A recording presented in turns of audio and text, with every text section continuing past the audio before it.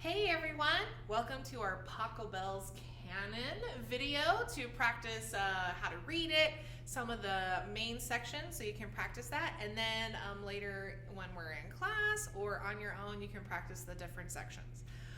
Okay, so Pachelbels Canon is actually a pretty popular, you might have heard it in some movies or TV shows, or maybe even at a concert that you've gone to before. And Pachelbel was actually a composer, so that's why it's Pachelbels Canon. It's a canon is kind of like a round where you can start at different places or different times, and it makes harmony on top of itself. So let me just kind of give you a rundown of how to read Pachelbels Canon.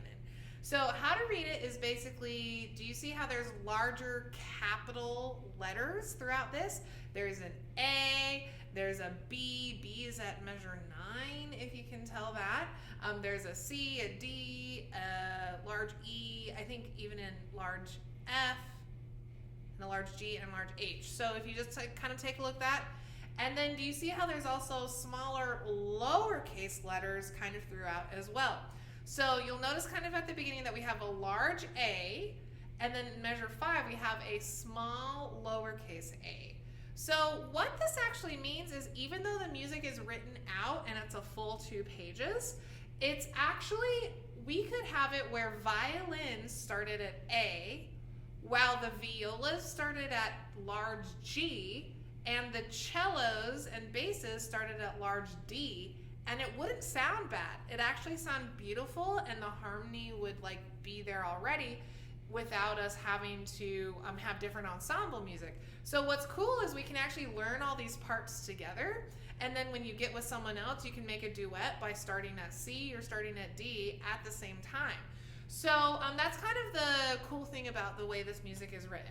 So I thought in this video I could talk you through that, and then we could kind of take a look at a few of the hardest parts. I don't actually necessarily need to teach you how to do half notes at A and B, right? I think you know how to do half notes and can figure out those notes. There's nothing weird about that. Same thing with at H. Do you see how it's just quarter notes? It's almost basically a D major scale. But there are a couple ones that if we could look at them, it would make it so we feel more confident when we get to those more melody type places. Because some places are maybe kind of could be called the bass line, like the harmony part, where some places could be called the melody, even though it's not actually designed that way, which is kind of interesting. And anyways, you can also play this all the way through, and that would be a song in and of itself. Pachelbels Canon is kind of brilliant the way he put it together. So I thought we could start at C, kind of get warmed up and kind of get our ears attuned to how it's going to sound, and then we could tackle some of the other spots. So let's go to large C, okay, so large C, and we're going to go all the way to large D right now. And this is just quarter notes, and because there's eighth notes later that are actually quite tricksy and difficult, let's kind of go maybe a kind of a normal-ish tempo here, so then we can go a little slower and speed up the eighth notes later. Okay, here we go. So we are at C, and let's go to large C, and let's go all the way to large D. Here we go. Ready? 1, 2, ready, go.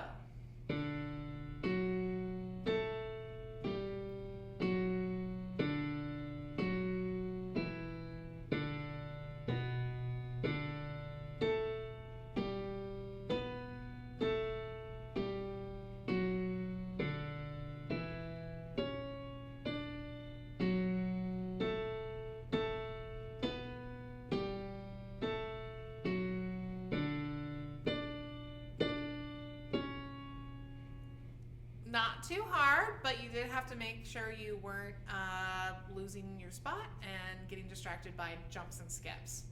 Okay, now D, large D, is actually quite difficult. It's the hardest thing I think on all of Pachelbels Canon. And this is actually the main melody, so if, cellos could play this at some point if we wanted. Violas could play this at some point, so everyone should learn D. Okay, so we're going to go really pretty slow and try and get it learned. Here we go. So let's see. 1 and 2 and. What do you think? Is that too? I think that's a pretty good tempo. Here we go. 1 and 2 and ready, go.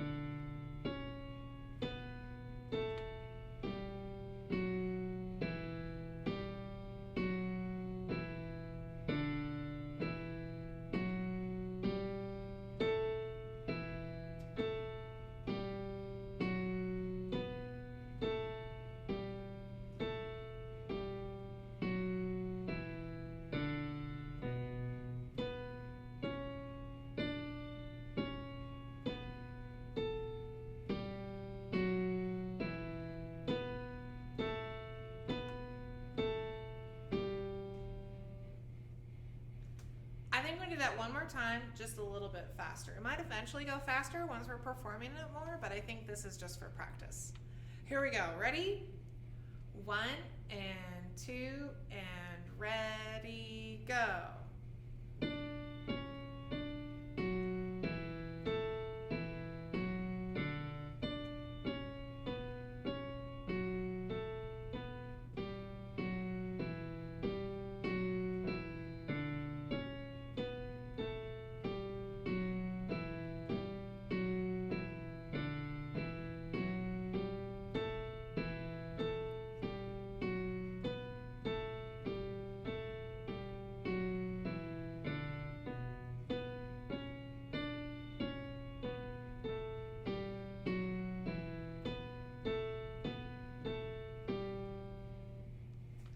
Okay, so once you have D, you basically can play almost the whole song. Do pay attention, we're not gonna play it together right now, but just when you do practice E, there are some lifts, and make sure you're not skipping those rests. They're actually quite important. Let's do F together. Maybe not quite as slow, it's not as difficult, but let's, so large F, right? And so make sure you're starting, that's 41. And let's just do these eighth notes together. There's a lot of repetitions, so that's why we're not gonna go as slowly. Here we go. 1 and 2 and ready, go.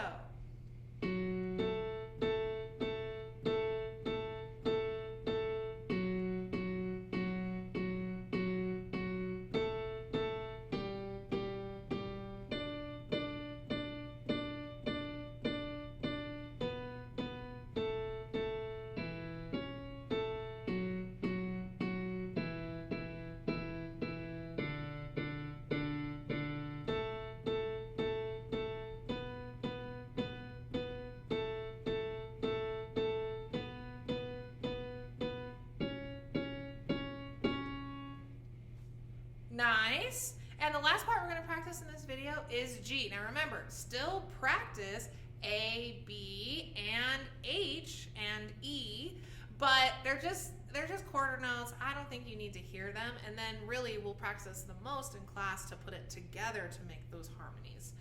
Okay, so here we go. G. Now you might be confused in 52 and 3, 4, 5, 55. There's a natural next to those C's there on our G string. Don't worry about those. If it wasn't there, we'd have to do something different, but because it says C natural, we actually just can play normal silver tape. So here we go, ready? G, large G, large G. Here we go, ready?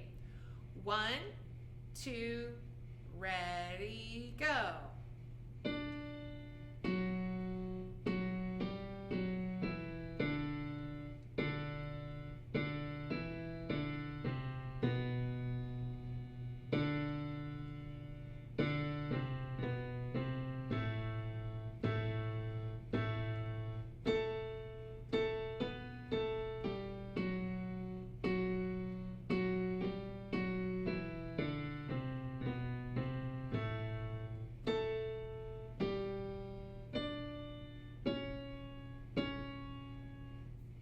Okay, do this video as many times as you need to feel confident, and we can start combining in class or maybe even on Zoom.